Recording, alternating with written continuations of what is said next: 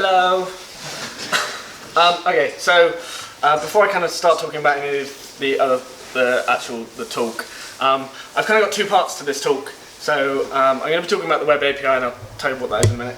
But this talk only really works if you help me and you get involved. I don't expect you to stand up or do any talking, that's fine. But I am going to borrow your mobile phones for a bit. So before I sort of talk about how I'm going to do that, I need to caveat this with, I'm not going to install anything on any of your phones, I'm not going to steal any of your data, I'm not going to do anything malicious in any way, but I am going to take control of your devices for a bit of time.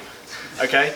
If at any point you don't want me to be doing that, just close the thing and it'll go away. I promise I can't get any information off of your devices, but it will be a bit of fun if you do join in, so please do, and I promise I won't steal or install anything.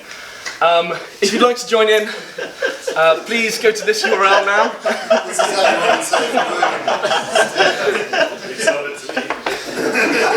This won't work on all of your devices. It depends on, one, the operating system and the browser that you're using. If you've got an iPhone, you're probably out of luck. Sorry, whoever it was in that previous talk that said that Androids were rubbish. Sorry, none of this works on iPhone. Yeah, go here and it should, if it's working, it will go green and give you a big start button. If it doesn't work, then it will go red and tell you to go away. If it goes yellow, that means you can do some of it, but you can't do all of the things I'm going to do. Okay? Great, cool. So we've got some green screens. Great. If you click start now, that's fine, or wait. It doesn't make much difference. However, you won't see this very often in talks, but can you make sure your battery saver is turned off if you've got that? Make sure your volume is turned up. And yeah, obviously if you get a phone call, then, but otherwise, yes? I will give everyone a minute to kind of get here and... Oh yeah, please accept all of the permissions. It'll pop up at various points and ask for things. Just say yes to everything, don't worry about it, it's fine.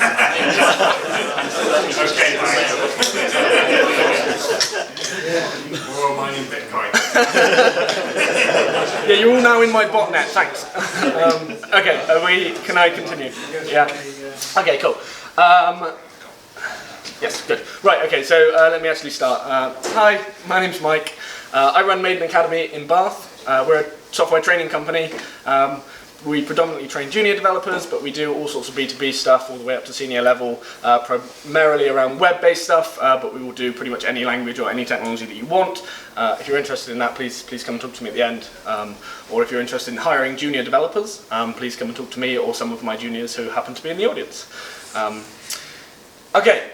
So, before I kind of get into the meat of this, I've got kind of two sections of this talk. I'm going to talk about the technical side of it, and we're going to do some JavaScript-y stuff, and then I'm going to do some demos for the less technically minded in the audience of actually how we can use this stuff, and that's where you guys come in.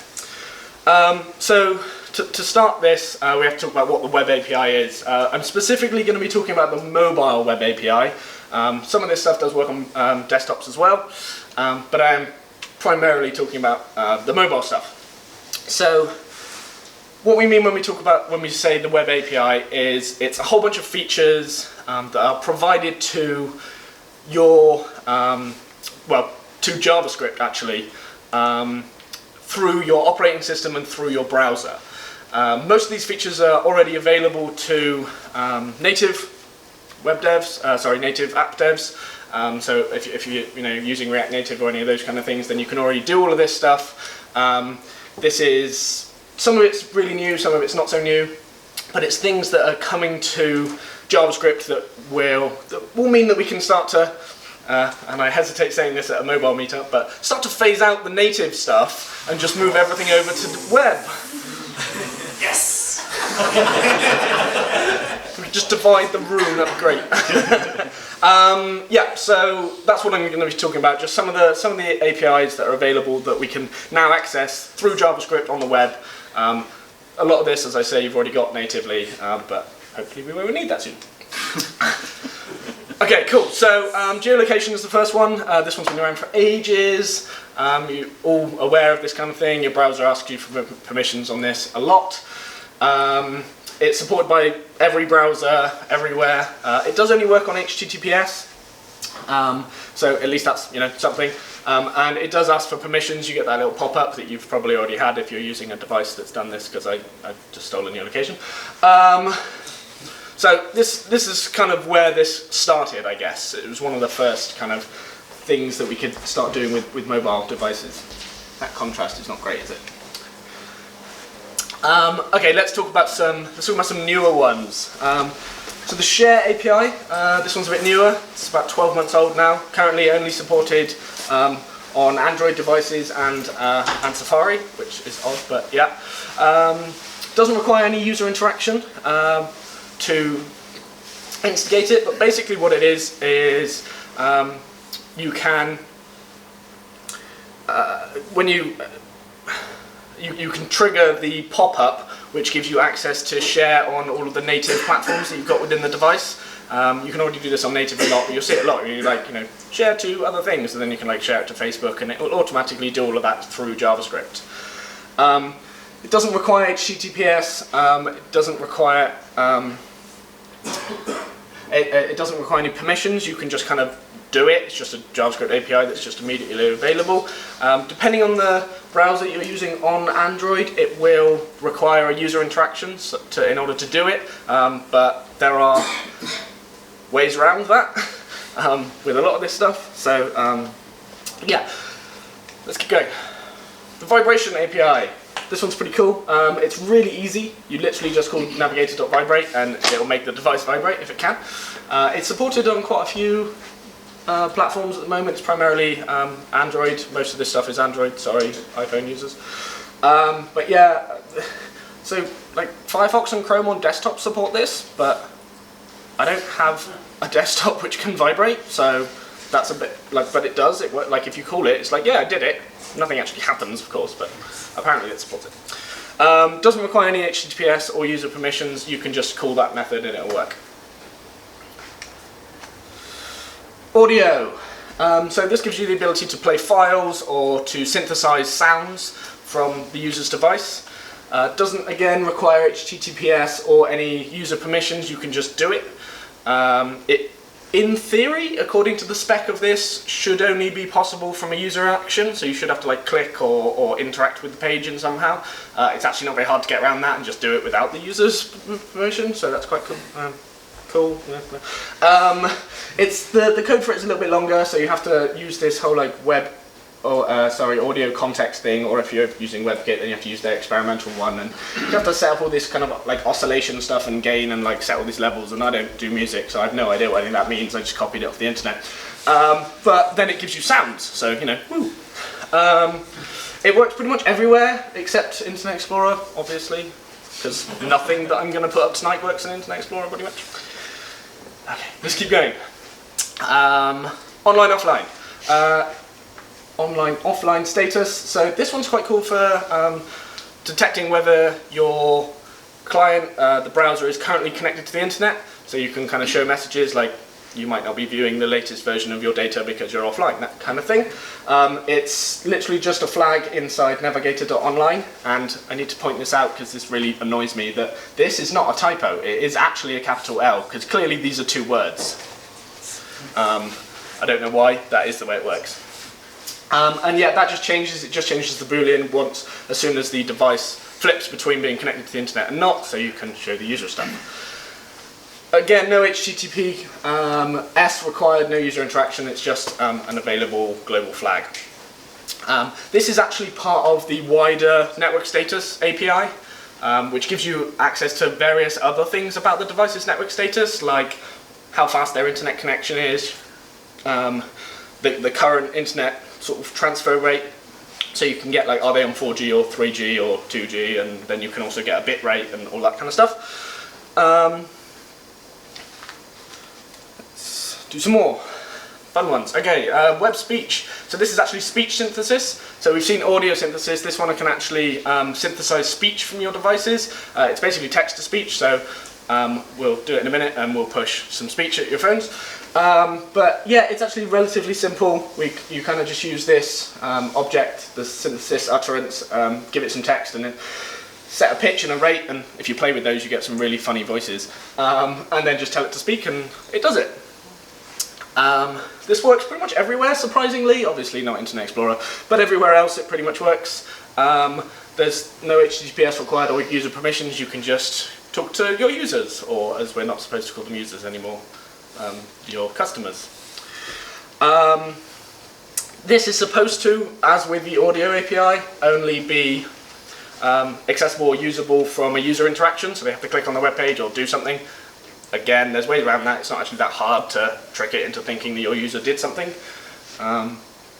So yeah, that's cool. Then on the other side, we can do speech recognition.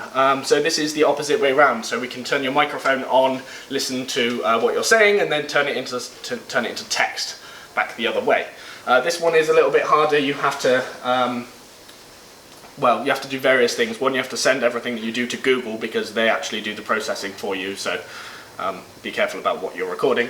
But you also have to point it at a grammar list, so it can only detect specific languages, and the more languages you put in there, you point it at, you say, only detect words from this list, basically.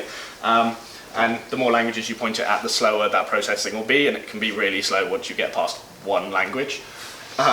But it's pretty cool, so we're going to have a play with that. Again, this code does actually work, but this is a lot simpler than you would probably want in your actual application. This one does require HTTPS, so at least everything that you're sending to Google is encrypted, until they get it. And then it does require user permissions, so you can't just turn people's microphones on without them knowing. At least we can't. This currently only works on Google stuff, so on Android and on Chrome. It doesn't work anywhere else. And as far as I know, nobody else has plans to make this actually do anything. Okay, push notifications. So you've probably all kind of seen this stuff starting to be used, but it gives you the ability to receive push notifications from the server. So within your browser, you can actually get the server to push stuff to it, and the browser can then pop up. This can work if you've got a service worker running. You can make it do this without the application actually being active on the phone, as long as they've opened the tab and then opened the tab and then moved from the browser app to a different app. The service worker will still be running, and you can still receive push notifications, so you get that kind of native feel from a web application. The code for this is way too complicated. You need server-side code and browser code, but importantly, if you're going to look at doing this, the MDN link is really good, but the MDN link doesn't talk about CSRF tokens. If you don't know what a CSRF token is, Google that first, because don't do this without that. That's a really bad idea. It's a huge security vulnerability in your app, so do the CSRF thing first. This does require HTTPS, and it does require the user permissions. As soon as you want to start doing this, it will pop up and say they want to send you push notifications. All will have seen this already. Yeah. Okay, cool. The full screen one, so some of you will have already seen this one happen. If you press the start button on the thing that I showed you, you will have seen that it went full screen. Or you may have seen that it went full screen. So this is literally just giving us the ability to put a web page into full screen mode or pull it out of full screen mode. That's it. That's all there is. There's no user permissions. You can just do it. It doesn't require HTTPS. There's no data transfer. So you just call those methods and it works. It obviously doesn't override the user's action, so if you put them into full screen mode, they can just exit it themselves if they want to, so it's not like you can... although there is an event that's listening for when they exit, and then you can trigger it back in again. Don't do that, but you can. In some browsers anyway. This works actually surprisingly in most places except iPhones, because nothing works there, and Internet Explorer. Okay. Whew, sorry, so that was really quickly because we haven't got a lot of time, and I wanted to get to the demo because that's actually the fun bit. So let's see how this, whether this is going to work. Nope, wrong way. That way. Oh, cool, we've got quite a few people. So this is you. These are all of your devices. Yeah, I've given this talk a few times, you can see that. So let's start by just demonstrating the audio API. So I'm just going to pick a couple of people. And yeah, I can just play tones through your devices. Yeah, it's not annoying at all, obviously. Or I'll just play tones through all of your devices at the same time. Yeah, so that's the audio synthesis, just literally outputting sounds. This one isn't as obvious unless you're the one holding the phone, but we can do the same with the vibration stuff, so it can make your phones vibrate. Please tell me if they are vibrating. Mine is not vibrating. It isn't? Oh, alright. Let's just try all of them. Let's just see if I can make all of them vibrate. One go. Oh, I can see. Here's some. I didn't get it on mine. Yeah. If you've got a yellow screen, then it means not all of the APIs will work for you. So some of them will and some of them won't. It just depends on the device you're using. Okay, let's keep going. So the geolocation one, you will have all seen this before. So that's the wrong place. Why is it put? Okay, this is my office. But let's go find Bristol because this is Bar. Maybe we just zoom out a bit more. Oh look, there you all are. This is really hard backwards, isn't it? Yeah. Oh look, it's found us. Yeah. Cool. Okay, so I mean, I don't need to show this. You know how this works, I assume. But all I'm doing is grabbing your latitude and longitude values and then plotting it into a Google map. And that's not bad actually. That's pretty accurate, which gives me hope for one of the later demos. Sometimes you get like people that are in the building and then there's like somebody who's 3 doors down, and you're like, well. Cool. Okay, that's not too bad. All right. Let's try some other ones. Potato.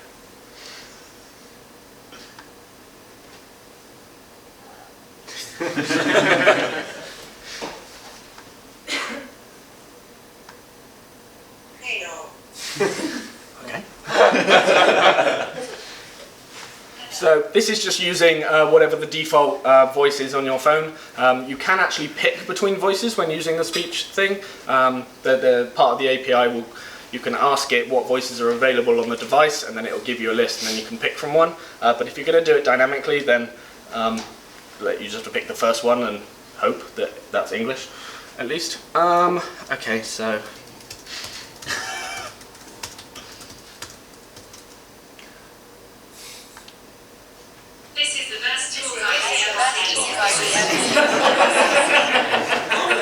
Thanks. I get that a lot. Okay, this is the one that tends to be a bit more sketchy, so let's see if this works. I actually need a volunteer for this one who's willing to talk to their phone. Yeah? Okay, what's the number on your phone? 919. 919. Okay, cool. So what's going to happen is I'm going to click on 919. It will take a second or two to sync. Your phone will make a beeping sound, and then it will display that it's recording. Say something, 3 or 4 words, not too much, and then stop talking. And it will, with any luck, sync to my screen, and we'll be able to see what you said. Okay? Please call it.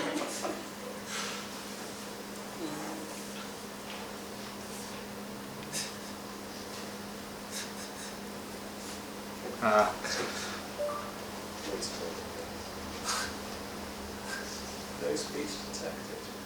It works! Oh, there we go. There you go. Okay, so it does take a bit of time, but there we go. So we got please call the police, no speech to text it. And actually, then the API also gives you access to how confident it thinks it is on what you said. So here I've just output that it's 95% confident what you said. So it's not perfect, but that's not bad.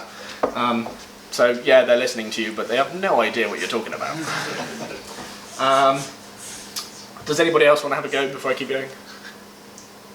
No, we're all okay with how that works. fine. Okay, these ones are these are a bit more fun. So this one works with varying success. So what this is going to do, or what this in theory is going to do, is I'm using your geolocation to plot where you are in the room, and then I'm going to Mexican wave your phones from one side to the other. This does vary based on the accuracy of the GPS of your device, and as this room is not that large, this works really well for huge conferences and not that well for small meetups, but let's give it a shot.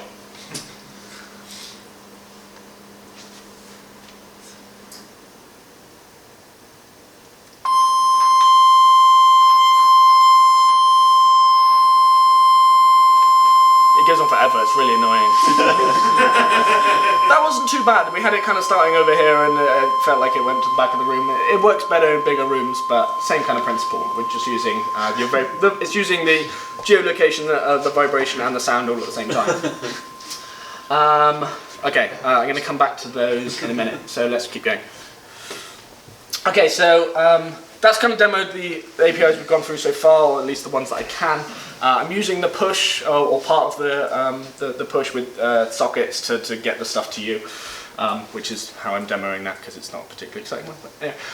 Okay, so let's keep going with the slightly more exciting ones.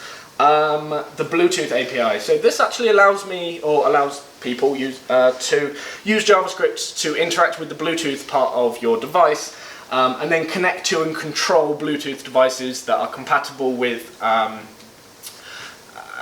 I don't know what it's called, but there's a Bluetooth communication standard, and any devices that follow that standard you can interact with through JavaScript. In theory, so this does require HTTPS and it does require user permissions, so that's good, and it does at the moment only work on Android stuff. I've had to put Edge in grey because it seems nobody knows if this works on Edge. I could find no information about whether it worked, and I was unwilling to open Edge, so I just made it grey. But the one, so there's a few caveats with this. The first one is that when you ask to connect to a device using this, which is just saying request what devices are around and accept any devices that you like, it will pop up on the user screen and say which device would you like to connect to, and then you can kind of pick it and be like that one, and then it will returns a promise that you can then connect to, and if it's using the right protocol, then you can start to control that device. So it does definitely require, from that perspective, a user permission. However, and I'm not going to give you the code for this, there is a way round the user permission thing where you can ask it for all of the devices it can see and then loop through them and just be like connect to them, and if you've previously paired with that device it won't tell the user, and it will just give them direct access to that device. I found this out in my lounge when I accidentally turned all my Bluetooth devices on at the same time. So they need to do a little bit of work on the security of this one, which is why it's kind of in a separate thing. I have actually, like, when I did this, I was like, I need to tell some people, so I actually spoke to some friends at Google, and they were kind of like, yeah, we know, and then didn't do anything about it, so, yeah. So this one definitely has some security problems with it at the moment, so, but you know. In theory, it's okay. The big, I guess the big difference with this one versus a lot of the others is you can't use this from a service worker. So there's no background processing. You can't do it without the user's knowledge. If they've left the web page, it's impossible. This doesn't work. So cool, let's give it a go. Because of code of conduct and just my moral code being reasonably straight, I'm not actually going to try and take over anybody's Bluetooth device. All I'm going to do is just demonstrate that this works by using my own. So that one, all that's doing is just asking to connect to any Bluetooth device that's in the area. So this is using my laptop's Bluetooth, not yours, and it's bringing up all of the devices. And you can see that it's found loads of Bluetooth devices, but none of these support the protocol, the Bluetooth protocol that's needed for us to control it through JavaScript. It's a relatively new protocol, so most Bluetooth devices at the moment don't use it. Oh look, I found the TV. But yeah, every so often one of them does follow the protocol, and then I could just connect to this, and then I'd be able to control that TV through my JavaScript. which is pretty cool. Okay, stop. Okay, sorry, I need my mouse. Oh, wrong way. Cool, so let's keep going. There are various other APIs that are available, but that I didn't want to demo or were a little bit boring. So the Web USB one allows you to put files in and read files out of connected memory storage from your device. So if you're using a desktop or a mobile that can have external storage, you can't read data that you didn't put there. So you can't just be like, oh, I'm just going to nick everybody's files. Like, you can only read the data that you put there, which is okay, but you can actually write to external storage devices and then read that data back. Local storage and IndexedDB are basically, local storage is like a session but on the front end, and IndexedDB is a database but in the browser. Those are quite cool. There are limits to those with the amount of data you can store, and particularly on an iPhone, which limits you to about 50 meg. The payment gateway one you will have already seen, most of you. So if you've got like Apple Pay, or if you've got what's the Google one called, whatever the Google one's called, you can basically hook into that the API for that one, and then pull the credit card details, debit card details to actually pay on that page through JavaScript. That only works in HTTPS, and you don't ever actually get access to the raw data. You kind of just pull like basically keys that allow you to hook into it.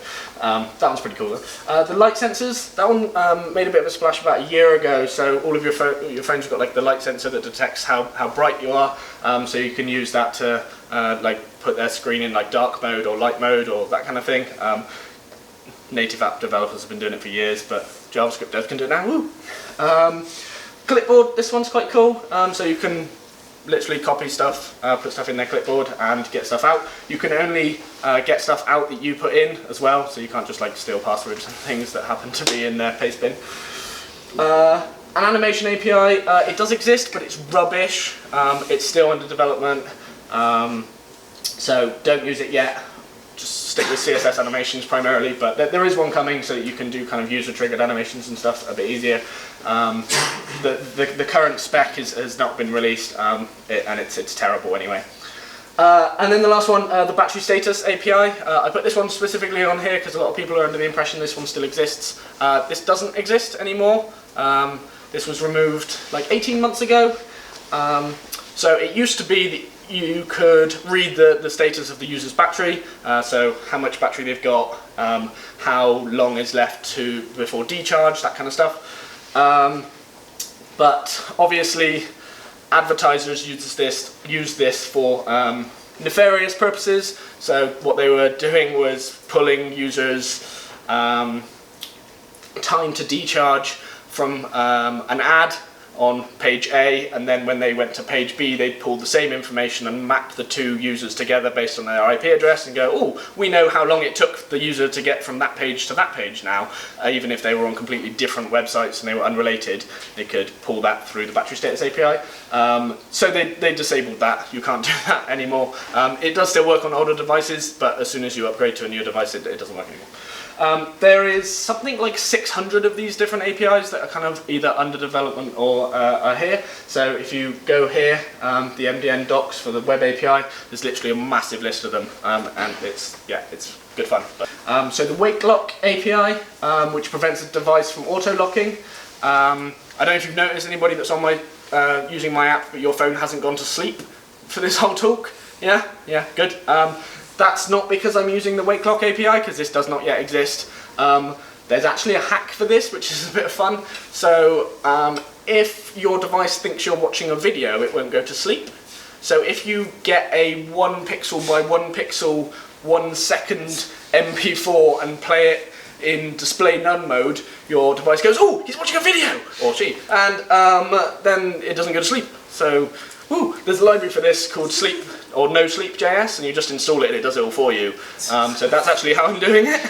But at some point we won't need that library anymore, and we'll be able to just use the Wake Lock thing. Yeah, great.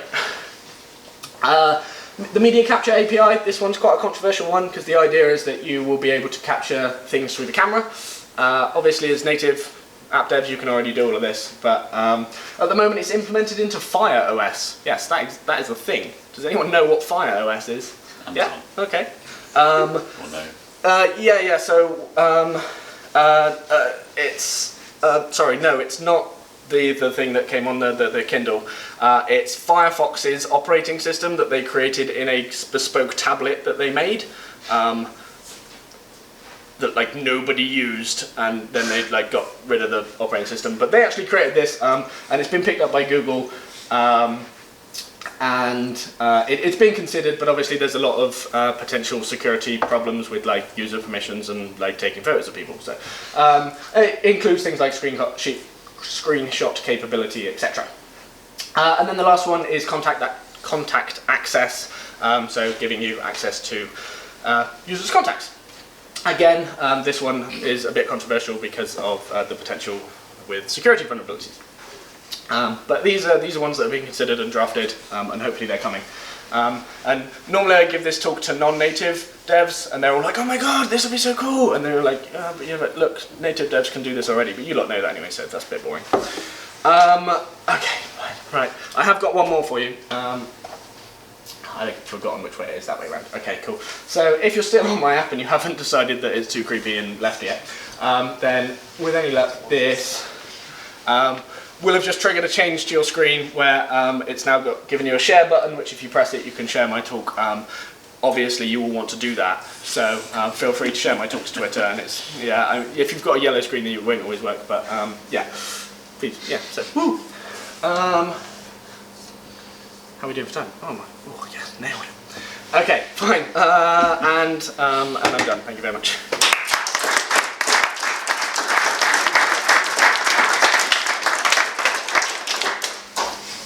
And I've got 3 minutes for questions apparently. So yes. When you were quoting like Android support, do you mean Chrome on Android or mostly Chrome and Firefox on Android, yeah. But. / mostly Chrome on Android, but yeah, Firefox does most of them. Like if I was trying to do all of the browsers, I'd run out of space on my slides, so I was kind of just like grouping Android together, because most people use Chrome on Android anyway. So Samsung Internet, none of this works, pretty much. And Opera, not very much of it works either. Yeah.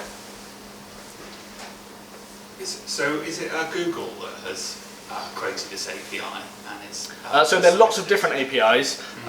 It is predominantly being driven by Google, the creation of the APIs, but Firefox are doing it as well.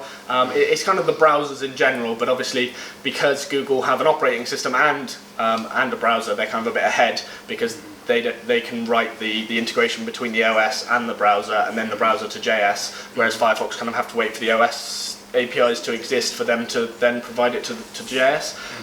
So it is predominantly Google kind of pushing this, but it is a coalition of the browsers that kind of want to achieve these things.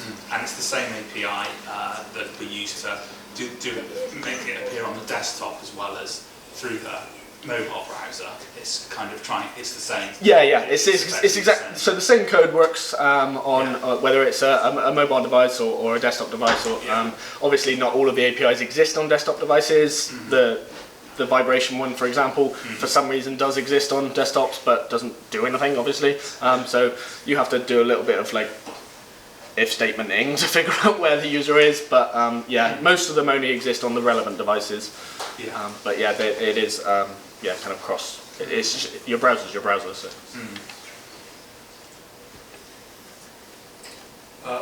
What would you be able to do via the Bluetooth API? Would you be able to play music or? I mean, in theory, if you've got a Bluetooth speaker that supports the protocol, then you can connect to the speaker, and then that will become the speaker for the browser. So then anything audio that you would output through that would normally come through the browser would come through that speaker. So yeah, playing music if you're using the audio API, or videos or whatever like that. You can basically connect to and control any device that follows the protocol.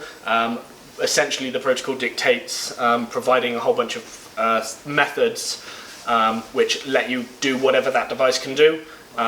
So as part of the training course that I run in Bath, we do this with, I've got a little Bluetooth robot, and you can connect to the little robot and it like drives around and like picks stuff up and things. And that's just a whole bunch of commands that it uses because of the protocol. My students are now complaining because I haven't let them use the robot yet.